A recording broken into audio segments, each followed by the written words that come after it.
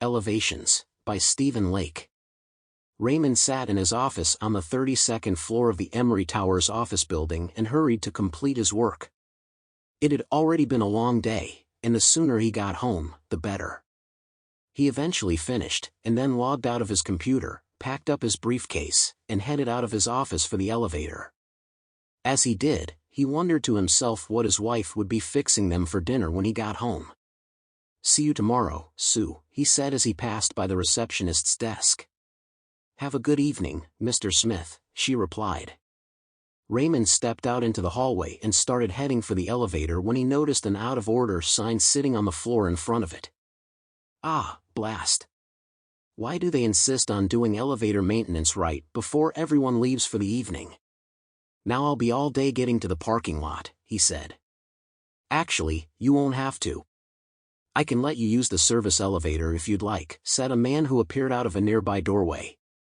Raymond turned and studied the man, and took stock of his gray overalls on which was sewn the logo of the elevator company. "Why should I have to? I should be allowed to take the regular elevator any time I please. Doing maintenance on it during evening rush hour is ridiculous," he cried with angry arrogance. The man scratched his head apologetically. "Well, I would have waited until Wyld gone home, but she quit about an hour ago and wouldn't go anywhere after that. Been trying to figure out where she's broken so I can fix her," he said, a slight twang to his voice. Raymond grunted in frustration. "Great, now I'll have to walk down 32 flights of stairs and hope I don't break a leg doing it," he grumbled. "If you really don't want to take the stairs, you could always just use the service elevator, like I offered you," said the man. Raymond was not happy with this. Taking a service elevator was for peasants.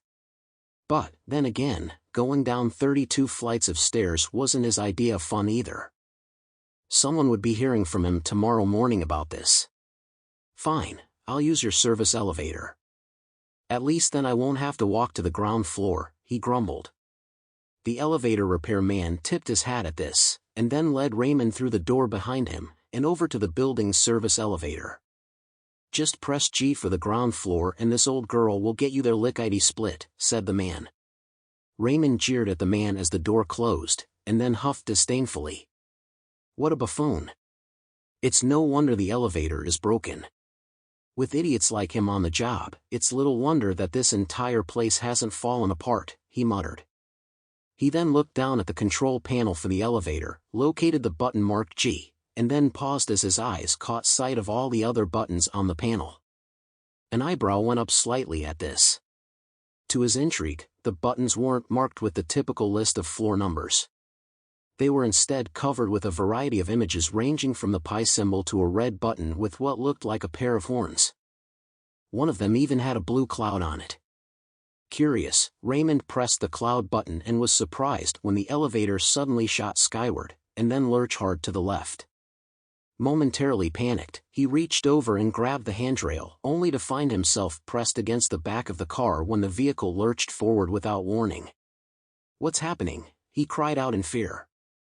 The elevator then came to a screaming halt a moment later, causing his body to fly forward into the door and bounce off it like a racquetball. He carefully picked himself up off the floor and then looked up in surprise to see not only the door open, but clouds floating by. Not sure what to think, he carefully stepped to the doorway and leaned out. To his complete horror he found himself, in the elevator, floating several thousand feet above the ground. A jet liner roared past him not far away as it climbed its way through the clouds. A moment later a duck appeared and flew through the door, landing inside the elevator as though happy for the rest it offered him on his long migration. But the duck didn't just stand there. To Raymond's surprise, it walked over to the panel and pressed a button with a wavy set of lines on it. A moment later his feet lifted off the ground as the elevator suddenly plummeted earthward. He began to flail wildly as his body floated higher and higher in the little cabin. The duck, however, didn't seem to be bothered by this apparent bout of free falling. The cabin then slowed suddenly, causing Raymond to crash to the floor with a thud.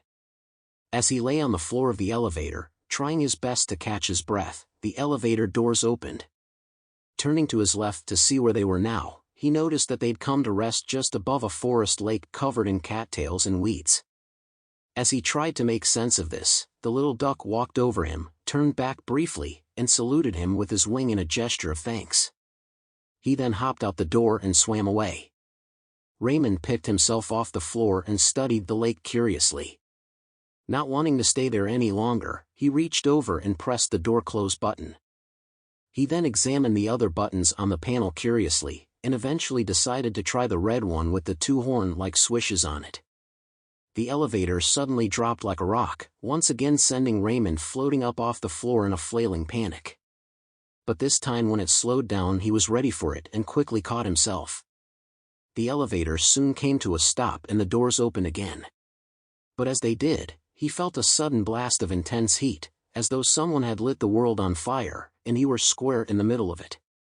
As he covered his face against the heat, he was shocked to catch sight of a strange, evil-looking man, dressed head to toe in black, standing in front of him. The man in black appeared equally surprised to see him. "Who or what are you?" asked Raymond in surprise. The man in black grinned devilishly. "Well, this is an unexpected and pleasant surprise. You weren't scheduled to be here for another 6 years," he said. "Here? Where is this place?" The man cackled demoniacally. "Why, hell, of course," he replied. Raymond's eyes went wide. "Oops, sorry, wrong floor," he said nervously. He quickly pressed one of the other buttons on the panel next to him. As the doors closed, the man let out an evil, demented laugh. "Ah, that explains it. Well, have fun with the rest of your life, and we'll be seeing you in 6 years, he said with a sly, knowing grin. The doors then hissed shut and the elevator suddenly shot upwards, nearly flattening Raymond to the floor as it did. After a bit it slowed, and then accelerated off sideways for a time. When it finally stopped, and the doors opened, Raymond was surprised to find himself standing in the middle of the desert staring at the Great Pyramid of Giza. He soon realized that he'd pressed the button marked with a pyramid. He grinned. So, the images represent locations where this elevator goes. How fascinating. Let's see where else this thing takes me, said Raymond.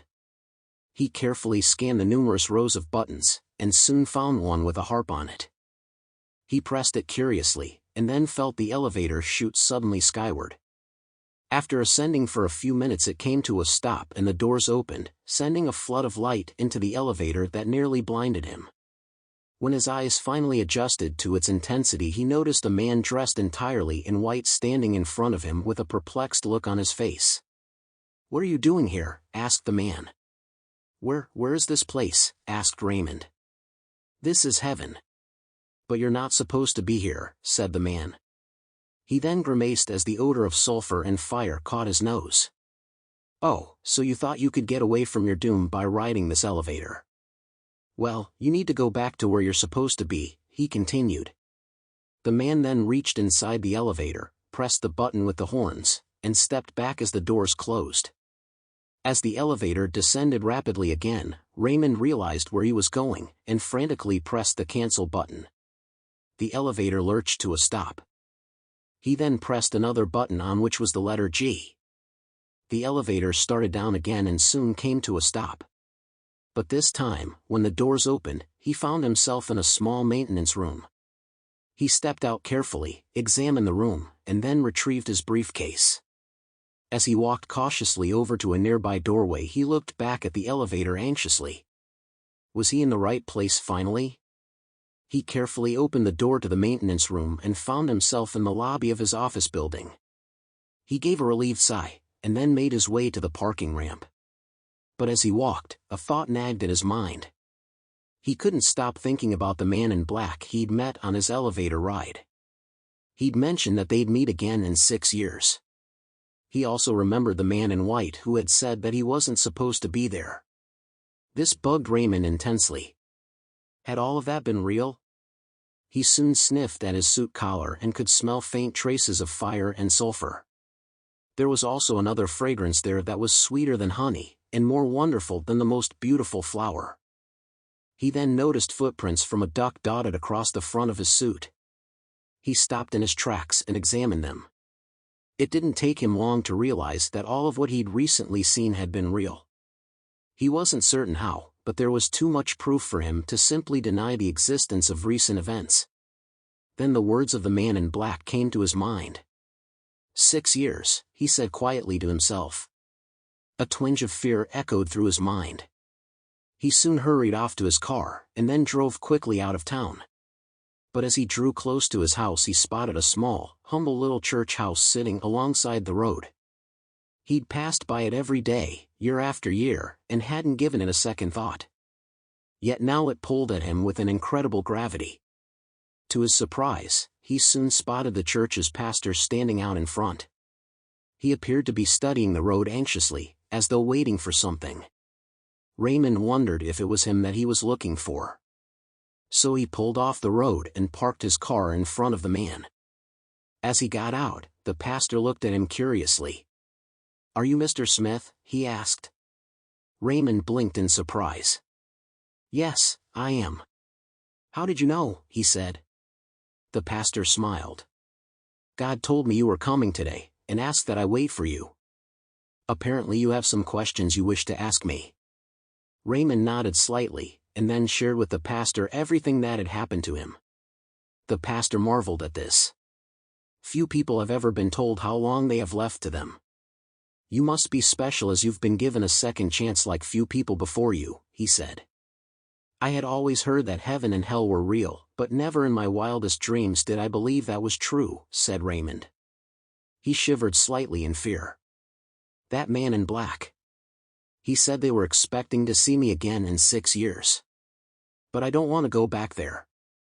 I want to go to the other place, to heaven. But I don't know how to get there." The pastor smiled kindly. "I can show you if you'd like." "Is it hard?" asked Raymond anxiously. "No, not at all. You only need to believe that you're a sinner, and that Christ died for you, and then put your full and complete trust in Him, and accept His gift of eternal life. If you do that, you can be saved and go to heaven." "That's it," said Raymond in surprise. The pastor nodded. "That's it." Raymond laughed with joy. "Then I believe and accept," he exclaimed. "Then tell him," replied the pastor. "Who?" The pastor laughed. "God. He's the one who gave you this gift. So you need to tell him." Raymond looked up at the sky, and said happily, "God, I know I'm a sinner, I trust you, and believe and accept your gift. Please save me and let me come into your heaven." He then looked at the pastor, and asked, "Is that good enough?" The pastor nodded and smiled. "It is. Welcome to the family."